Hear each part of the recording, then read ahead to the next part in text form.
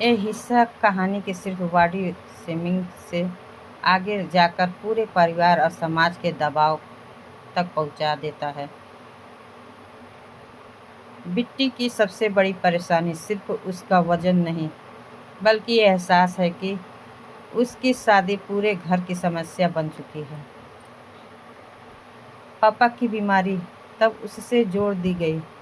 छोटी बहन की जिंदगी भी जैसे उसके कारण रुकी हुई है।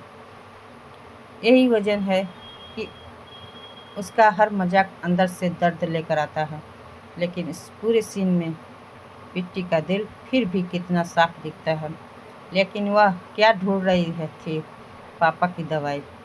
यानी जिस लड़की को सच बोझ समझ रहे थे, वही सबसे ज़्यादा घर की चिंता कर रही थी। और उसका यह कहानी कहना बहुत सुंदर था। किसी गलत आदमी से रिजेक्ट होना तो खुशी की बात है।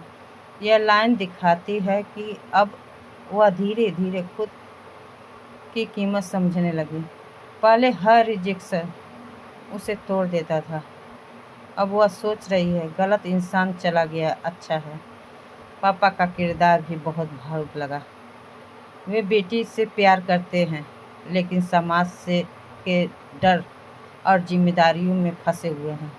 इसीलिए कभी मजाक करते हैं और कभी भावुक हो जाते हैं।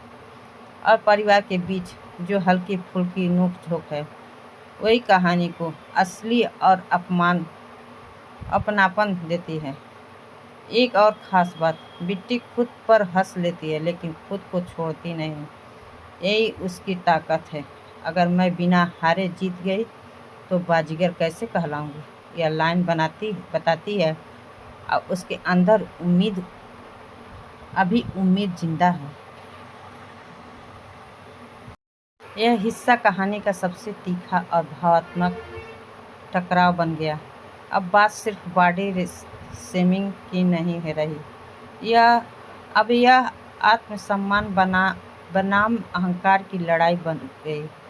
ऋषभ खुद को सच बोलने वाला समझ रहा था, लेकिन सच और अपमान में बहुत फर्क होता है।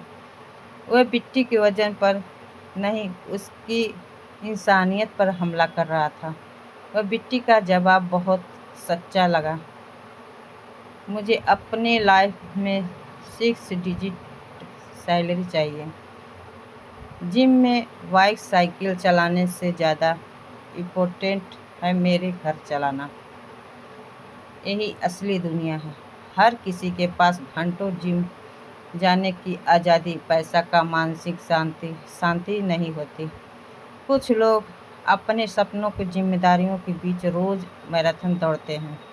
सबसे दर्दनाक पल तब था जब उसने सबके सामने मजाक बनाए रहे। दुनिया के हर लड़की की तरफ से मैं तुझे रिजेक्ट करता हूँ, यह सिर्फ एक लाइन नहीं थी, यह किसी इंसान के आत्मविश्वास की कुचलने की कोशिश थी। लेकिन बिट्टी अंदर से टूटी हुई होने के बावजूद बहुत गहरी बात कहती थी। मोटापे का भार तन से ज़्यादा मन पर लगता था। यह पूरी कहानी दिल है। बाहर का वजन कम करना शायद आसान हो, लेकिन रोज़ रोज़ सुनकर दिल का जमा हुआ वजन बहुत भारी होता है। यह एक बात साफ दिख रही है, ऋषभ जितना बाहर से फिट है, अंदर से उतना ही असुरक्षित और कठोर है। जबकि बिट्टी बाहर से भले भारी हो, लेकिन अंदर से बहुत मजबूत है। यह कहानी इसी असर करती है, क्योंकि इससे संवाद सिर्फ ड्रामा नहीं लगते, वे इन बातों को जैसे लगते हैं जो लोग सच में सुनते हैं और कहते हैं।